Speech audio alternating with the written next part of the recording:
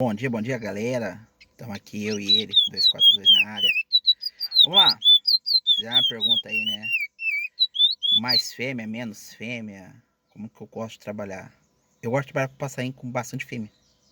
Tá? Até porque nossa agenda de torneio, a tendência é você evoluir. Então, eu sempre opino por fêmeas prontas, fêmeas abertas.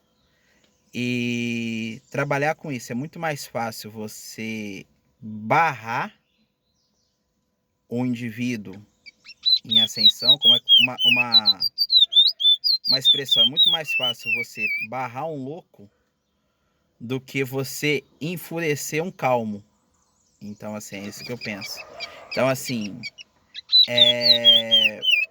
barrar uma fêmea quente é fácil, o problema é fazer ela esquentar.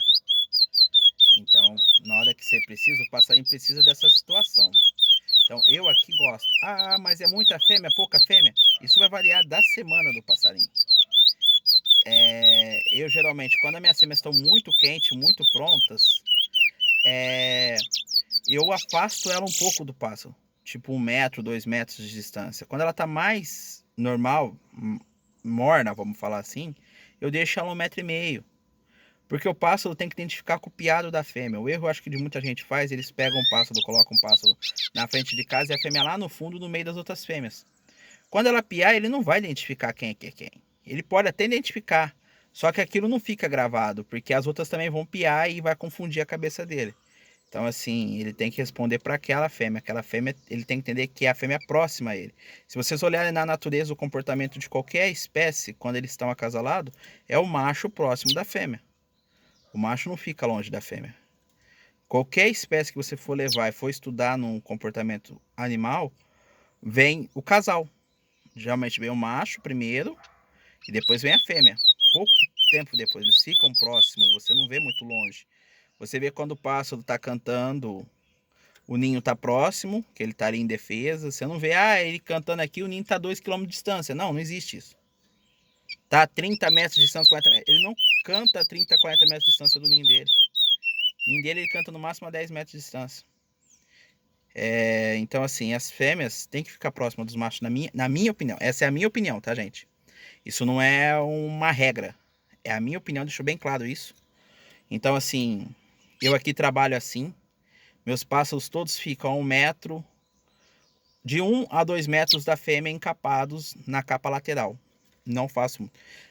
Se for tratar, ele vê a fêmea. Às vezes eu boto ele para tomar um sol. A posição do sol, se for contrário, às vezes ele vê a fêmea mais de longe. Não tem esse problema, tá? Mas assim, não vou travar. É uma outra situação que nem muita gente fala assim, coloca na capa, tal, passarinho de muita fêmea, 3, 4 dias. Todos os passarinhos eu acho que são de muita fêmea, mas depende da condição que você coloca durante a semana. Você vai fracionando isso até chegar num montante. Um passarinho que às vezes, passarinho passa de fêmea, não é que ele seja pouca fêmea. Ele precisa de fêmea em poucos períodos semanais. Essa é a minha opinião. Por exemplo, eu chego para tratar do passarinho, ele vê a fêmea dele, porque ele trata em cima da mesa, ele tá vendo a fêmea. Hoje vou botar para tomar um sol. Se for o sol da tarde, bate na parede o contrário que ele fica, então ele vai ver a fêmea. 10, 15 minutinhos, não é que é uma regra assim. E a fêmea vai piar. E eu trabalho com pássaros desencapados, eu não gosto de pássaros encapados, tá? Isso é a minha opinião, tá? Também sobre isso, posso abordar outro tema, porque eu prefiro observar o bicho. E é a observação. O segredo disso daí tudo, no final, vou terminar com isso. Observação. Se você não parar e observar o teu pássaro, não é o que eu faço aqui tem que ser copiado aí. O que eu faço aqui, você tem que ter uma noção do que você pode fazer aí, porque a minha realidade é diferente da sua realidade. E é o meu pensamento, tá? Então hoje é quarta-feira, estamos na preparação para mais uma semana, de competição.